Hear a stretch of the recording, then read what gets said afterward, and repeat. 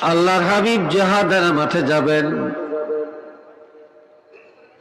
হযরত সালাবা রাদিয়াল্লাহু, তিনি একজন মুহাজির,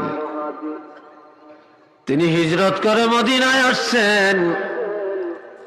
আর মদিনার একজন আনসার,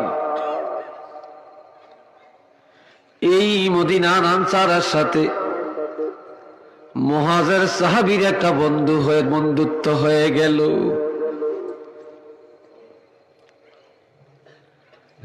আর আল্লাহর নবী জিহাদের ঘোষণা দিলেন। দোনো বন্ধুর মনের আশা নবীর সাথে জিহাদে যাবেন। আল্লাহর হাবিবের সময়